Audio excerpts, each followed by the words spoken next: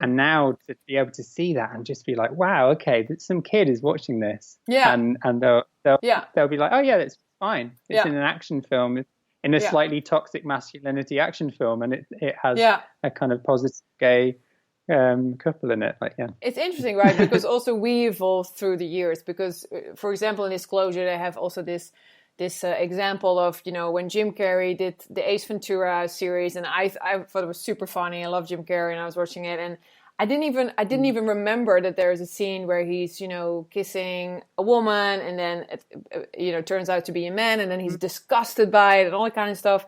And then I just thought, and then how they explain in Disclosure, like how hurtful that is, and how, you know, how hard it was to watch. And now I look at that and go like, yeah, why this is crazy that we, you know, because the media is such an important, you know, they're giving such a wrong example, and they, you know, they just kind of, you know, they are actually causing so much hurt and problems, and, you know, so yeah, I was really like, oh yeah, that is a crazy scene, and it made you think, you know. It's hard though, isn't it? Because I love watching Friends when I was younger, Yeah, and now same. I watch it. Yeah, there's Like, so oh much. no, Yeah. I've kind of awoken a bit to Yeah, things, and they're exactly. not Things are okay. changed. This is Not not for me okay anymore. anymore. This is not okay anymore. Yeah, Like, it I never totally, was. I don't know. definitely Yeah. not now. Yeah, no, I totally agree. And to come, so thank you for explaining this, because I think it's a really important thing, and I really believe in loving and respecting one another, and, you know, that we have to sort of like be open to, even if things are a little bit uncomfortable. I mean, even when it first started happening, when George Lloyd died, and I felt ashamed of my color, and I was like, can I be outspoken about this? Because racism has always been I mean, for me, it's the cause of all the isms. I was 5 years old, and this kid at my school was teased and violated just because of the color of his skin. And that's when my whole like journey started of just fighting it. And my dear friend Carrie, who I've done a few fundraisers with, my black sister, she really said to me like, no, because, you know, Black Lives Matter isn't a black problem. You know, also, you know, for your white community, or for a community that is predominantly white, you know, I think it's also important that we educate our community, and that we start like it just in 2020, in my opinion, it just can't be a discussion anymore, you know. So I'm amazed by, I think you know. I think it's just really important allyship. Like, the only way we're going to change this is through allyship, and through people not feeling scared, and not just posting a black square on Instagram, but actually you know, doing something. Not just like, oh, I'm part of a movement because I did one thing. Like, you know, read, educate that's just yourself, a moment. like get involved with that's local just a groups moment. of things, Exactly. you know? I really agree. Yeah. But it also, it's how it's just how we kind of promote the kind of the figures in society that have that were black, that did amazing things. Yeah. There's just such a whitewashing. Yeah, totally. Like, even down to like, because we were talking about movies, it made me think of it. But like, Marsha P. Johnson was a trans black woman who started documentary. Stonewall Uprising. Yeah. And they made a film of that like a few years back, and they cast a white guy throwing the first brick, and you're like, really? Yeah. I didn't even watch the film because I just read a bit about it, and I was like, there's no way I can bear that. But that's the thing. I think I want to be an ally, but I don't want to take up space. I want to put people. Give people space. Absolutely. Because I've been given loads of space. Amplify. We just got to amplify. We've got to amplify these voices. We've got to bring them forward, and not be like, hey, look at me, the good I'm doing because I'm putting. No, it's like, no, it's time for them to shine and give all the light they need, and shine it on them and on these matters. They're so important. You know, I think it's absolutely a very good thing. And another thing that I really wanted to chat with you about is, so you work in mental health. I do, yeah. What is your, I know, but what is your position for everybody listening? Oh yeah, it's funny because it feels like I'm just having a nice chat. I know, that's the idea. That's the idea. There are people listening to this though, hopefully, yes. Forgotten where I was. So I work for in partnership with the NHS, the National Health Service, and a charity called Mind, I work for a charitable organisation. So we work in partnership, and we do kind of activity groups and therapeutic groups with people who have a personality disorder diagnosis, or I prefer the term emotional intensity, because personality disorder is quite it's quite negative connotations. I just want to say, it sounds like you have again language. Language, exactly. We're funded to be a personality disorder service, so that's what it's officially called, but I call it emotional intensity. And basically it's people with a personality disorder, they've experienced trauma. Fundamentally, it's complex, very similar to kind of PTSD, where they find it hard to regulate their emotions through the trauma that they've experienced. That's really putting it in a total nutshell. I recommend looking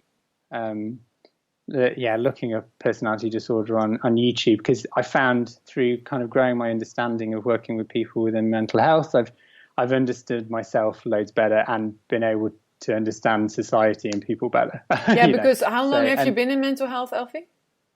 Now? It's about 5 years now. Yeah, because I feel like we were already, when we were working together, you were also already working for mental health then, right? Or not? So and before that I worked for learning difficulties as a support worker. So for about 10 years I've done supportive work, but just specifically mental health about 5. And the most kind of constructive way and treatment for people with emotional intensity disorder is through groups and through peer support. And that's what I'm really passionate about, and it links in with all the kind of community work stuff that I do, and kind of this thing about empowering people, because actually instead of having kind of medical model of the health system where it's basically it treats mental illness as a sickness, rather than care and support needs that people have, or difference, I think that's so because it also sometimes too clinical in that way, isn't it? Like it's seen too clinical. Exactly. And that's the power of peer support, is that if you're in a group with somebody who also shares the same struggles as you, you might have some ways of managing those things that you can support the person with, and that actually it's so much more valid way of working through stuff together. So I'm the manager now. Recently Look at you, the manager. I know, absolutely amazing. I never wanted to be the manager of anything. It doesn't sound like me at all. But I'm sure you're very good at it, because you have a good overview, you work hard, and whatever you're doing, you always give like 200% of yourself. So, but you also, I think, are very good in knowing your own boundaries, and also supporting other people, but also supporting them so they can also support you. I think that is something that I think you do very well. Yeah. That's the thing is treat people how you want to be treated. Don't pretend that you're an expert. That's the thing that I've learned most. The downfall for many health. People. The people I support are the expert of their lives and themselves, and the most effective way to help people work through challenges is to work with them, alongside them, and be like, what do you need? Where you want to go, and how can I help you? How can I help? That's the There's this wonderful series that I watch called New Amsterdam, and the doctor, or the main sort of director, he always says, "How can I help?" And I think that's a whole different. I think we should be more like that than telling people what to do, or telling them, "No, that's wrong and this is right," and how can I help, kind of thing. But how was for you? How did you get into mental health in the first place, and how has your journey been? Because you've been in it for quite a while for you personally. So I did an art degree. I graduated. I met some guy at a house party actually, he was a support worker, and he talked about his job, and I was like, I think I could do that. It wasn't like I can totally do that. I'm waiting, actually. I'm on a waiting list for a kind of ADHD diagnosis, and I think sometimes the way that I am can be it's maybe not always considering the next step. It's more like I go from one thing to the next, and I get excited, and I have that energy, and it gets channeled, but not always the biggest on planning. And I started working with people with learning difficulties, and it was just fantastic. I worked with some amazing characters, and I just realized how much I love working with people. Yeah, basically. Yeah. And things get neatly kind of put off into like boxes of like, this is mental health, and this is Sparky. Sparky's coming. Sparky wants to talk to you about mental health too. Yeah, he's like, yes, Alfie, tell me about mental health. But here he is. He's listening too. Through learning difficulties, and then went to Australia. That's where we met, obviously. Sydney, and I was doing some little bits of kind of temp work in mental health and stuff at the time when I was there. I think actually Australia for me was it was an important time, because it meant that I finally was like in a group. I was in a group of peers of queer people, connected in with community that I hadn't found before. And so that was the kind of beginning of me kind of going, oh, actually, this is who I am. And kind of working. I worked in some really challenging mental health settings with people with schizophrenia, and I kind of saw, unfortunately, like how things should not work. It was kind of very, and I've also like I've had kind of personal kind of mental health challenges, and close people to me have had mental health difficulties, which I've supported. So it's always been a part of my life. It's always been there. So when I moved back, I was just working in a pub. There's like a chef, like all hours. You know what it's like.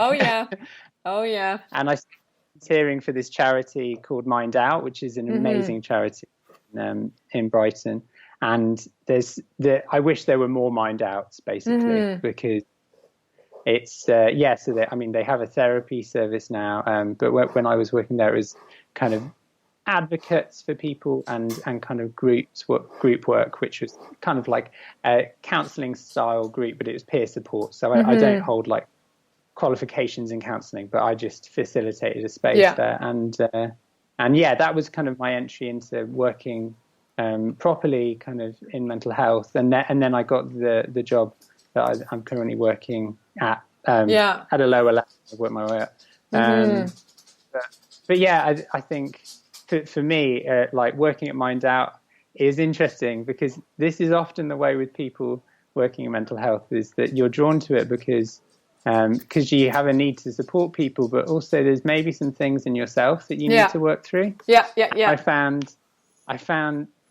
I remember it because I was running running a group for queer people, and I already spoke about this. So I started this group, and I was like, actually, I'm getting so much from this.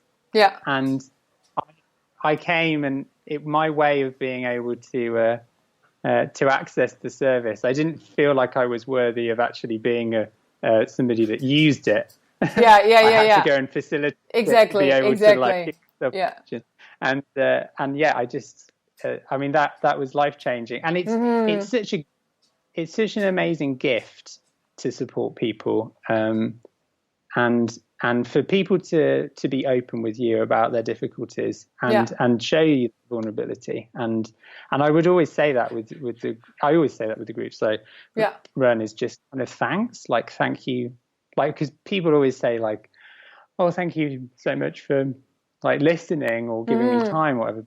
It's like, thank you, it's a privilege, like you're opening up to me, like that's amazing. Like, and from my understanding and my experience in life, I feel a lot of people struggle with mental health, like to a point where I don't know what the statistics are, but I'm sure they're high. And have you seen like a growth in mental health the years that you've been working, or do you